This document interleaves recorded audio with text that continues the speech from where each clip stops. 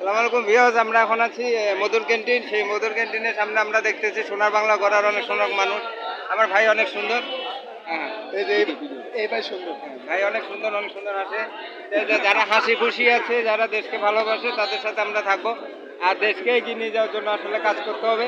সোনার বাংলা করার জন্য আমরা দেখতেছি বঙ্গবন্ধু কন্যা, আমাদের বঙ্গবন্ধু কন্যা, বঙ্গবন্ধু ছবি প্রতিছবি আমরা দেখতে পাই শেখ হাসিনার মধ্যে। আর সাথে আছে বঙ্গবন্ধু বঙ্গমাতা প্রতিছবি শেখ রেহানা। তাদের হাত ধরে আমরা দেখতে পাচ্ছি আমাদের তরুণ সম্মান উজ্জীবিত। তারা তাদের উজ্জীবিত হওয়ার কারণে দেশ এগিয়ে যাচ্ছে। আমরা দেখতে পাচ্ছি এই যে মধুর ক্যান্টিন, একসময় এখানে এসেছিলাম, দৌড়ানি খেয়েছিলাম। এখানে সবসময় মারামারি হইতো, দৌড়াদৌড়ি হইতো, আপনার গোলাগুলি হইতো, হাঙ্গামা হইতো। এখন দেখেন কি সুন্দর শান্তিশিষ্ট অবস্থা। সকলে দেখেন কিভাবে আছে। সকলে তাদের নিজস্ব কাছের মানুষ যারা আছে, সেই কাছের মানুষদের সাথে একটু ভালোবাসাপূর্ণ সৌহার্দ্যপূর্ণ কথাবার্তা বলছে।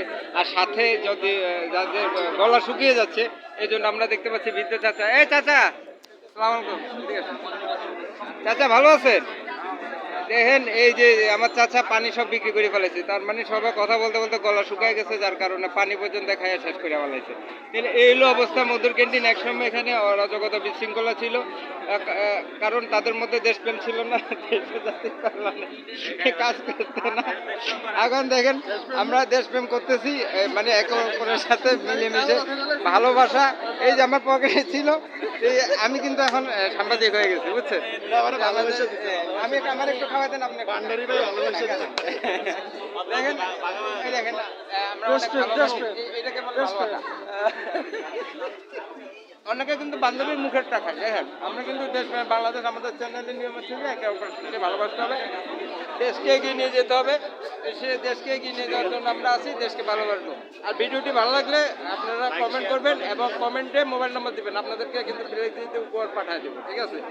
কমেন্টে মোবাইল নম্বরটা দিয়ে আর ভালো কমেন্ট করবেন, দেশকে ভালোবাসবেন। আর যদি আপনাদের যদি ভালো লাগে, এই মধুর ক্যান্টিনে এসে এখানে বেরিয়ে যেতে পারবেন, কারণ এখানে পানির ব্যবস্থা আছে, খাওয়ার ব্যবস্থা আছে, সব ব্যবস্থা আছে। শুধু অরাজকতা বিশৃঙ্খলা নাই, এখানে মারামারি হানাহানি অরাজকতা নাই। এখন শান্তিপূর্ণ অবস্থা, শিক্ষা পরিবেশ। সেই আমাদের ঢাকা বিশ্ববিদ্যালয় মধুর ক্যান্টিন থেকে এখানে বিদায় নিচ্ছি। সবাইকে দেশপ্রেম বাংলাদেশ, দেশ ও জাতির কল্যাণে আমরা কাজ করবো। সবাইকে ধন্যবাদ। সবাইকে ধন্যবাদ।